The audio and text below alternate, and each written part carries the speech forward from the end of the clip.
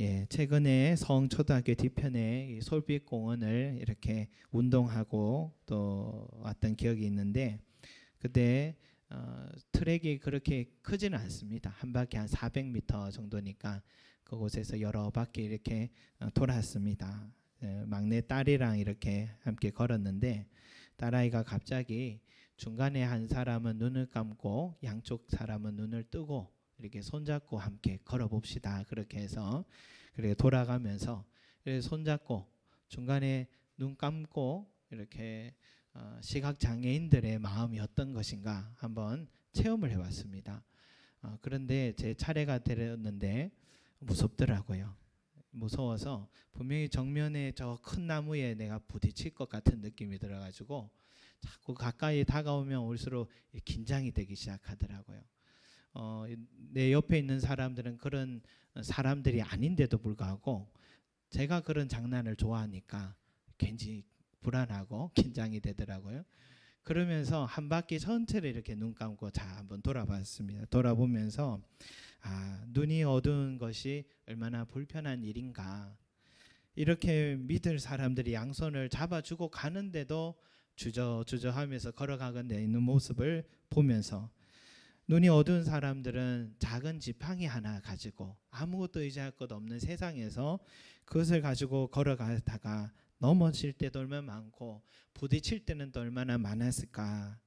그렇게 또 사랑하는 사람을 만져보기는 했지만 보지 못할 때의 그 아쉬움은 얼마나 클까 하면서 그런 생각을 해보게 됐습니다. 헬렌 켈러가 53세 때 쓴 수필이 있는데 그게 바로 사흘만 볼 수 있다면 이라는 수필집입니다. 20세기 최고의 수필로 또 어느 잡지에서는 선정하기도 했는데, 이 한 번은 헬렌 켈러가 숲속을 산책하고 돌아오는 친구에게 물었답니다. 숲속에서 뭘 보았니 하니까 그 친구가 별것 없어 라고 그렇게 얘기하더랍니다.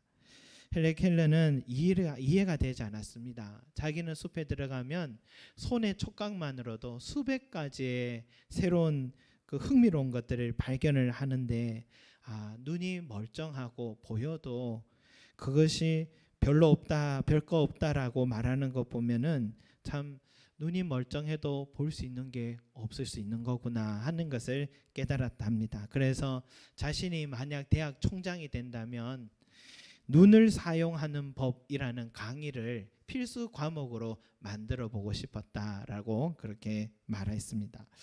그가 만일 단 사흘만 볼 수 있다면 이라는 이 책에서 이런 말을 했습니다. 첫째 날에는 자기의 삶을 가치 있게 만들어준 사람을 보고 싶습니다. 어린 시절 내게 다가와 바깥 세상을 활짝 열어준 앤 설리번 메이시 선생님의 얼굴을 오랫동안 바라보고 싶습니다 라고 했습니다. 네, 우리 사나도 무슨 할 말이 있어요? 아니면 앞에 나와서 얘기해도 그래요. 자, 그런 거는 따로 얘기해도 돼요. 자, 둘째 날은 나는 새벽같이 일어나 밤이 낮으로 바뀌는 그 전율 어린 기적을 바라보고 싶습니다. 태양이 잠든 대지를 깨우는 장엄한 빛의 장관은 얼마나 경이로울까요?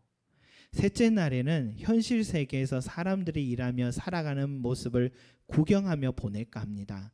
그러자면 뉴욕만큼 활동이 왕성하고 수많은 상황이 연일 벌어지는 곳이 또 있을까 싶습니다. 그래서 뉴욕을 행선지로 정하겠습니다. 그렇게 기록했습니다. 그 외에도 오후에는 저녁에는 잠자기 전에까지도 어떻게든 사흘만 볼 수 있으니까 그 시간 동안 보고 싶어하는 모든 거, 이때까지 보고 싶었던 모든 것들을 다 기록했던 그런 내용입니다. 그런데 여러분, 헬렌 켈러가 보고 싶어 했던 것들은 우리가 항상 볼 수 있는 바로 그것들이었습니다. 보고 있던 바로 그것들이었습니다. 너무 흔한 것들이었습니다. 우리는 그 가치를 별것 아닌 것처럼 여기고 스쳐왔는데 한 번도 태어나고부터 지금까지 본 적이 없는 사람에게는 너무너무 소중해서 3일만 눈을 뜰 수 있다면 내가 이런 것을 눈에 담아서 다시 볼 수 없지만 사흘 뒤에 볼 수 없지만 사흘만 볼 수 있게 해주신 하나님께 감사하겠다라고 표현했던 이 헬렌 켈레의 말을 보면서 야, 우리는요 아무것도 또 모든 것을 볼 수 있는 눈을 가졌지만 그 가치를 알지 못해서 스쳐 지나가는데, 또 아무것도 볼 수 없는 눈을 가진 사람은 누구보다도 세상을 더 뚜렷하게 보고 있는 모습을 보면서 아이러니가 아닐 수 없다라는 생각을 하게 되었습니다. 그래서 오늘 주님은 우리에게 눈이 성한 사람이 되라. 여러분, 우리 눈이 다 성하잖아요. 다 시력 좋고 시력 나쁘면 안경 끼면 되고, 그래도 안 되면 또 라식 수술하면 되잖아요. 그런데 오늘 주님은 눈이 성한 우리에게 다시 한번 눈이 성한 사람이 되라, 눈이 성한 사람이 되라고 깨끗한 눈으로 보라라고 말씀을 하고 계십니다. 그것은 뭐냐? 내 앞에 있는 소중한 것들을 잊어버린 채 높이 있는 것, 또 멀리 있는 것, 거기에 마음을 빼앗겨서 보지 못하는 그런 사람들에게 말씀해 주시고 있는 것입니다. 나중에서야, 뒤늦게서야 그것이 얼마나 소중했는지를 깨닫지만 시간은 늦어버렸고 그런 사람들이 많이 있어서 주님 말씀하십니다. 오래전에 저희가 형과 함께 이 태백으로, 산악 지역으로 이렇게 자전거를 타고 또 그곳을 둘러봤던 시간이 있었습니다. 얼마나 자연이 아름다웠는지 모릅니다. 그런데 큰 도로를 따라서 산 위로 이렇게 올라가도록 길이 잘 닦여 있었는데 중간중간에 마을로 들어가는 오솔길들이 여러 있었습니다. 그래서 가다가 힘들면은 옆으로 오솔길로 빠져서 마을들을 둘러보면서 마을 사람들을 만나 이야기도 나눠보기도 하고 그랬던 기억이 나는데, 만약에 내가 어떤 목적지를 정해놓고 자동차를 타고 갔다면은 그 모든 것들은 다 스쳐 지나가 버렸을 일들이, 장면들이었던 것 같습니다. 그런데 자전거를 타고 나니까 이전에는 보지 못했던 것들이 보이기 시작하고 그렇게 느끼게 되었던 더 풍성한 시간이 됐습니다. 요즘은 5G 하면서 이 빠른 시대를 많이 강조하면서 이렇게 빨라지면 빨라질수록 우리는 많은 걸 볼 수 있다고 끊임없이 우리에게 광고하지 않습니까? 그렇지만 어떻게 보면은 이렇게 빠른 시간들은 오히려 스쳐가는 것들이 더 많아져 버렸고 보아야 할 것을 보지 못하는 그런 시대를 우리는 지금 서 있는 것이 아닌가 생각됩니다. 여러분, 우리 교회가 만약에 빨리 좀 성장했으면 하는 이 마음 속에 계속 서 있게 되고 그게 우리 교회가 아니라면 지금 이 시간은 어쩌면 우리는 답답한 시간으로 여겨질 수도 있습니다. 이 정도밖에 되지 않을까? 원인이 어디 있을까? 어디에서 부흥 성장에 관한 그런 세미나는 안 열릴까? 그러면 저는 보따리 싸고 얼른 또 거기에 가겠죠. 거기에 배워와서 빨리 또 교회에 적용하려고 합니다. 그러다 안 되면 또 다른 세미나를 또 찾아가겠죠. 그러다 보면 함께 하고 있는 성도들은 나도 모르게 숫자에 불과한 마음으로 보게 되는 눈을 갖게 되겠죠. 그리고 우리 교회 앞에는 하나님께 최고의 것을 드리자라는 문구를 걸어놓고는 좀 더 전문성을 가져라고, 좀 더 열심을 내라고 끊임없이 재촉하겠죠. 여러분, 그렇게 다그치고 그렇게 하다 보면 우리는 얼마나 많은 것을 놓치고 잊어버리고 살아가게 되겠습니까? 여러분, 그저 함께한 지금을 감사하고 만족할 줄 아는 우리 신앙이 되기를 소망합니다. 비교하지도 말고, 솔직히 한 사람 한 사람 알아가는 과정도요, 그 한 사람이 가지고 있는 삶의 이야기도 너무 많습니다. 그 한 사람이 가지고 있는 다양한 면모도 너무 많습니다. 성장해가는 과정에서도 새로운 모습도 발견할 때가 얼마나 많습니까? 지금 보고 있는 바로 그 사람, 내가 판단을 다 내렸다 싶은데 내 판단이 틀리다고 생각될 때는 또 얼마나 우리가 많이 경험하게 됩니까?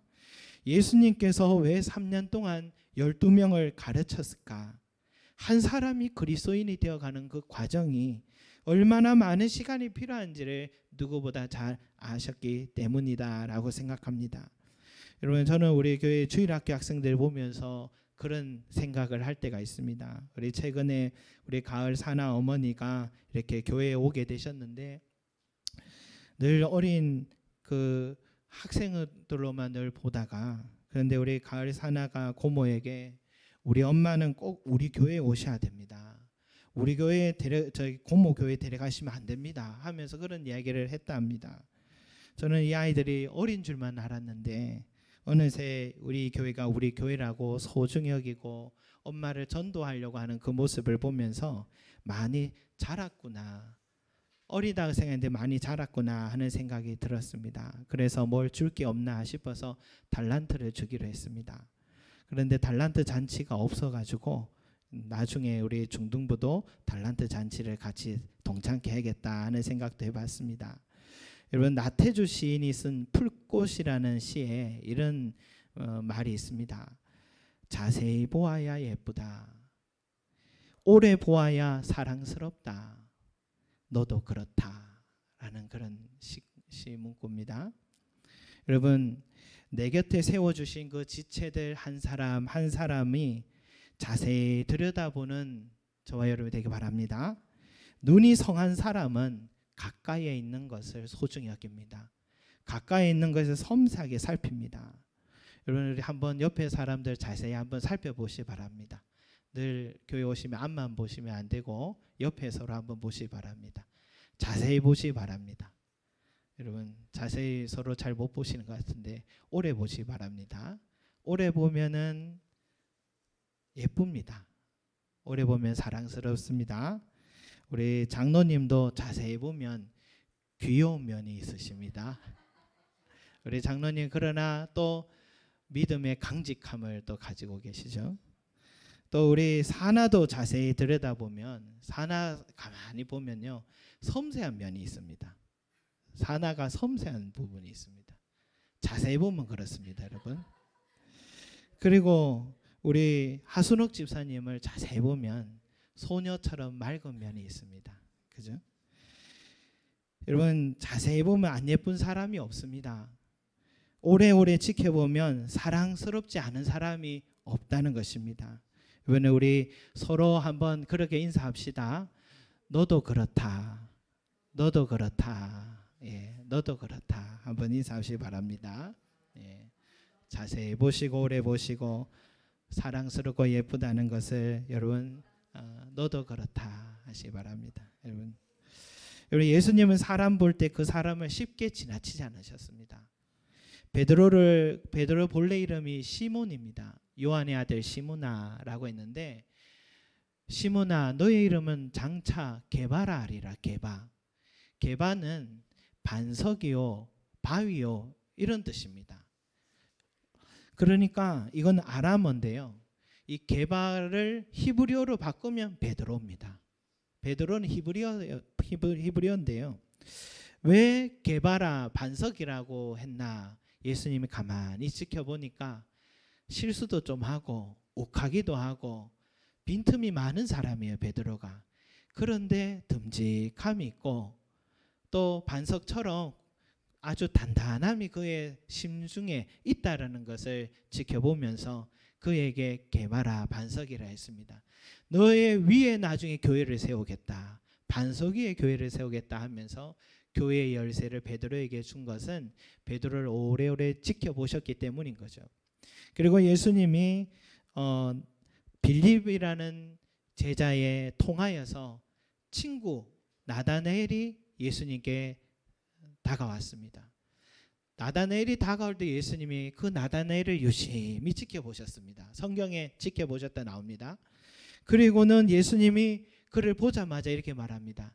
보라, 이는 참으로 이스라엘 사람이라 그 속에 간사한 것이 없도다. 나다나엘이 그런 성품을 가졌던 사람인 것을 예수님이 유심히 지켜보셨습니다. 그러니까 나다나엘이 한번 보시고 어떻게 나를 아냐 싶어서 어떻게 저를 아십니까 하니까 예수님이 하신 말씀이, 빌립이 너를 부르기 전에 내가 무화과 나무 아래에 있을 때에 내가 보았노라. 이미 예수님은 그 전부터 보시고 유심히 그 사람을 지켜보셨다라는 것을 알 수 있습니다. 매와 같이 예리한 눈을 가진 겁니다. 여러분 얼마나 자세히 지켜보셨는지 그 속마음까지도 다 아시는 것입니다. 그 전통에 의하면 그 나다나엘이 예수님의 제자 바돌로메였다라고 말합니다. 사랑하는 성도 여러분, 우리가 서로 자세히 보는, 서로가 또 오래 보는 그런 시선을 가지시기 바랍니다. 그래 보면 미웠던 사람도요, 아, 하나님의 사랑받는 사람이구나. 나만 하나님 사랑받는 게 아니라 저 사람도 하나님이 사랑하시니까 여기 앉혀놓으신 거지. 그걸 알게 되고 사랑하게 됩니다. 용서하게 되는 것입니다. 또 그 사람이 가진 좋은 면을 보게 되는 것입니다. 그리고 가끔씩 여러분 부모가 자식에게 서운한 말을 한 번씩 할 때가 있잖아요. 이런 말 하잖아요. 엄마 아빠가 내게 해준 게 뭐 있냐. 이런 말을 저도 어릴 때 했던 것 같아요. 지금 생각해 보니까. 그런데 이제 우리가 어른이 되고 그 소리 들으면 얼마나 마음이 서운하겠습니까? 그런데 우리가 하나님께 꼭 그와 같다라는 것입니다. 하나님 내게 해주신 게 뭐가 있냐 하면서 원망하고 불평하는 우리의 입술이 있더라는 것입니다. 그러나 지금도 하나님의 은혜가 내 삶에 끊임없이 부어주시니까 우리가 오늘 이 자리에 있고 살아가고 있는 것인 줄 믿습니다. 정말 신앙 좋은 사람들은 눈이 성한 사람들입니다. 그 사람들은 자기 삶의 작은 부분까지도 하나님의 은혜가 깃들고 있는 것을 볼 수 있는 눈이 있습니다.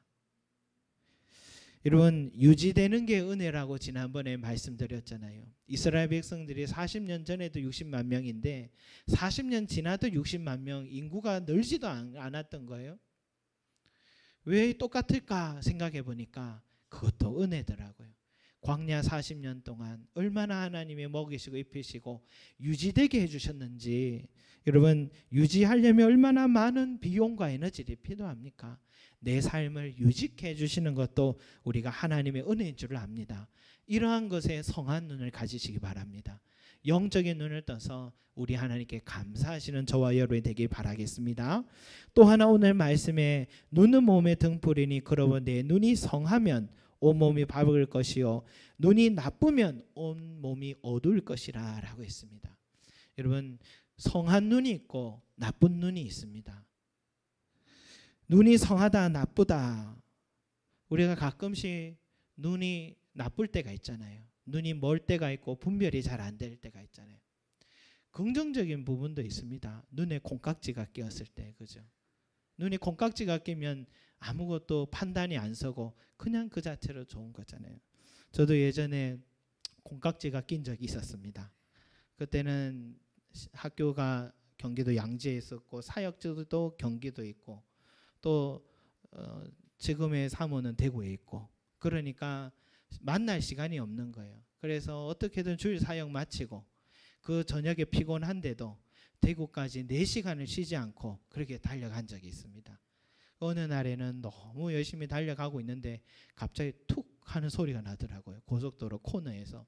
뭔가 보니까 노트북이 옆에 없는 겁니다. 노트북을 차위에 올려놓고 그대로 달렸던 겁니다. 그래서 노트북이 가루가 돼버렸습니다. 그래도 안에 하드가 살아있어서 자료는 살렸는데 이 눈에 콩깍지가 끼니까 뵈는 게 없었던 기억이 납니다. 여러분, 그러나 이런 것은요, 뭐 긍정적인 그런 눈이 먼 것이지만 눈을 나쁘게 멀게 하는 경우들이 있습니다. 욕심입니다. 욕심 탐욕이라고 말하는데 사울왕은 권력욕에 빠지니까 이 권력의 자리에 주인으로 차지하고 있으면서도 불안합니다. 그래서 누가 칭찬 들으면 내 자리가 빼앗길까 봐 참지 못해서 자기 사위입니다. 딸의 남편입니다. 사위인데도 죽이려고 합니다. 그러더니 결국 망한 인생이 됐죠.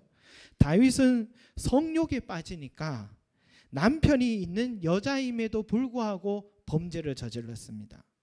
솔로몬은 아무리 정치적으로 국제적 관계를 위해서 또 많은 또 국제적 그런 결혼을 또 계약을 했다 하지만은, 그러나 부인이 1000명이라고 하면 주변에 아무리 나라가 많아도 1000개는 안 되잖아요. 그러니까 이것은 탐욕에 빠져 있었던 것입니다. 결국 왕은 후비가 700인이요 빈장이 300인이라 왕비들이 왕의 마음을 돌이켰더라. 성경에 그렇게 기록합니다. 탐욕은 우상 숭배로 끌고 갑니다. 왜냐? 하나님의 성품과 정반대의 것이기 때문이죠.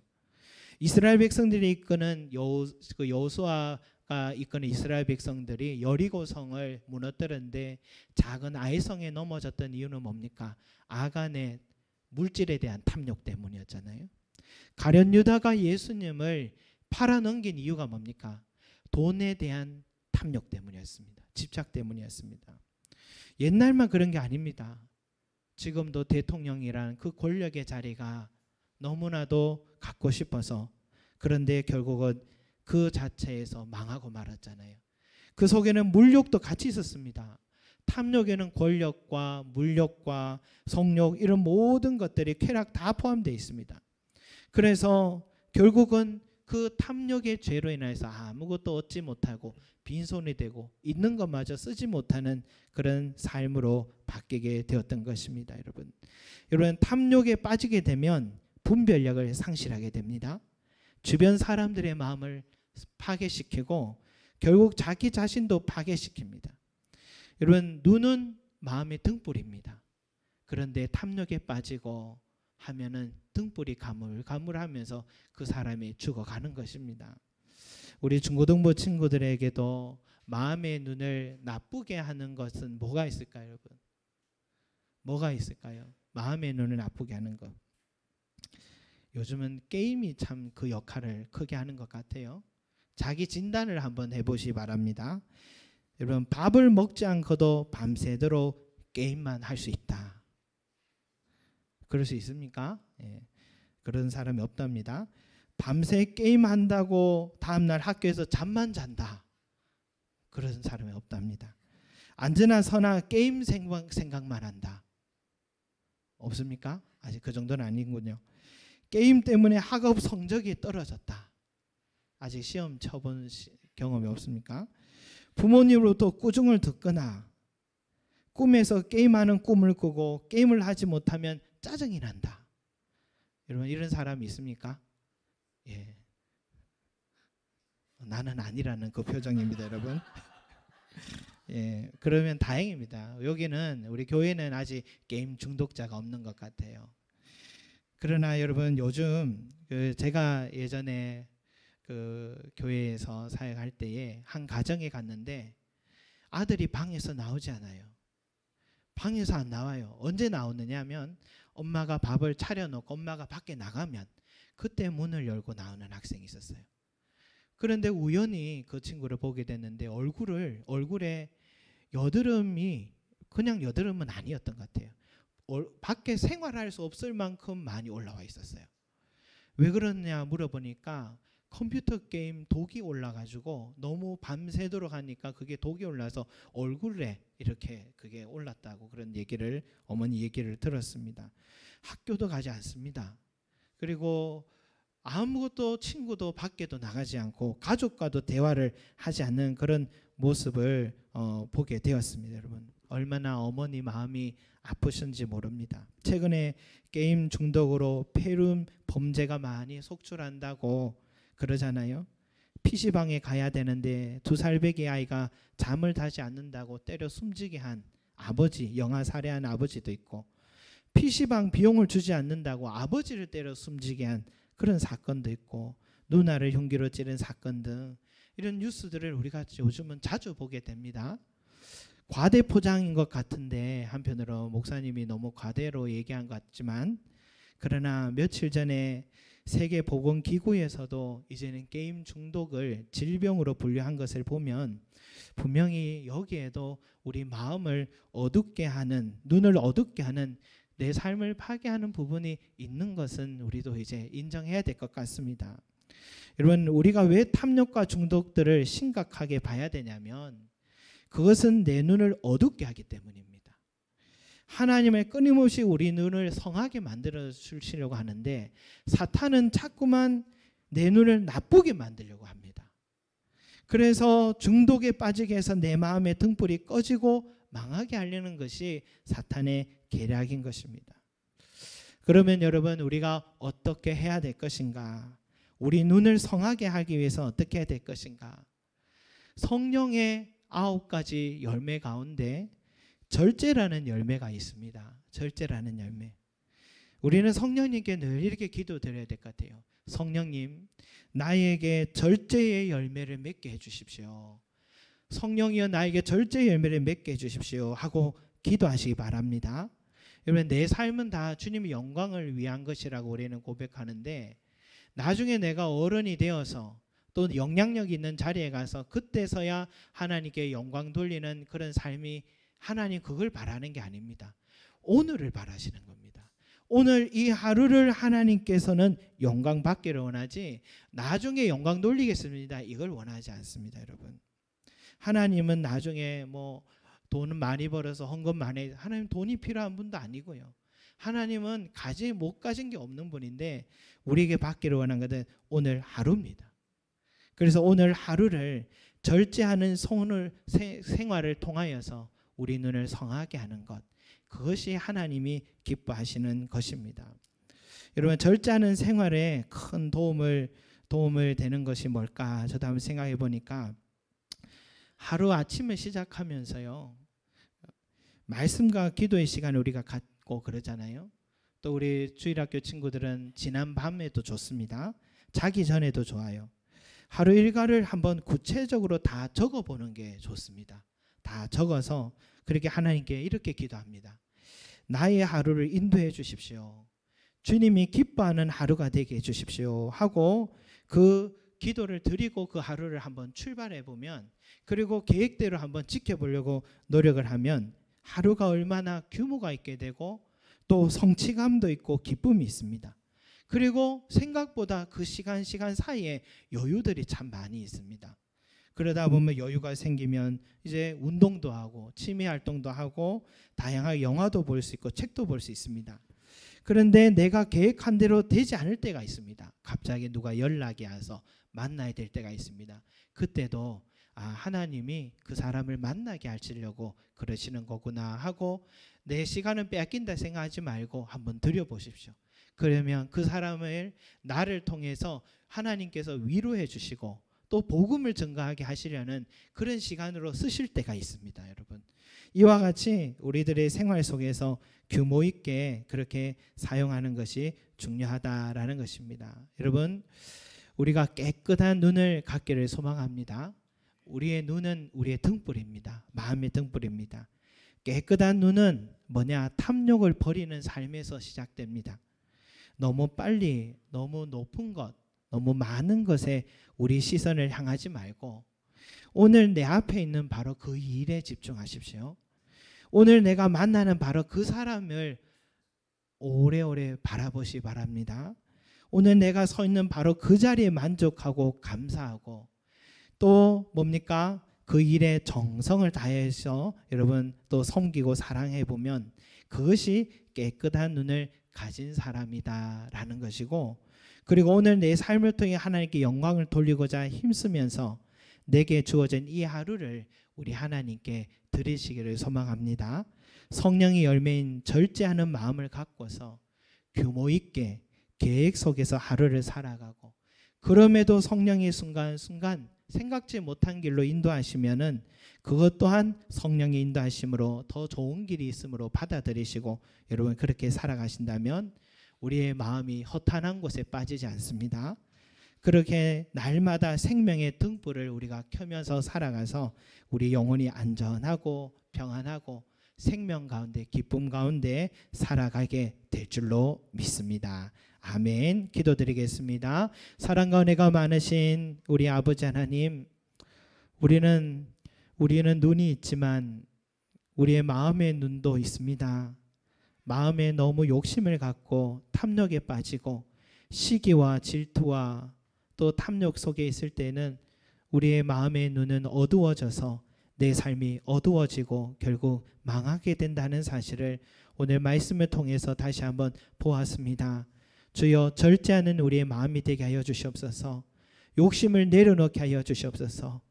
오늘 내게 주어진 그 일에 최선을 다하게 하여 주시고 오늘 만나는 그 사람을 사랑하게 해주시고, 주여 오늘 내가 서 있는 그 자리에서 하나님께 영광 돌리는 우리의 삶이 될 수 있도록 축복하여 주셔서 작은 것에 충성한 자에게 더 큰 것을 맡겨주신 우리 하나님, 오늘 하루를 만족하고 감사한 우리들의 삶에 우리 하나님 더 큰 은혜들로 인도해 주실 줄로 믿습니다.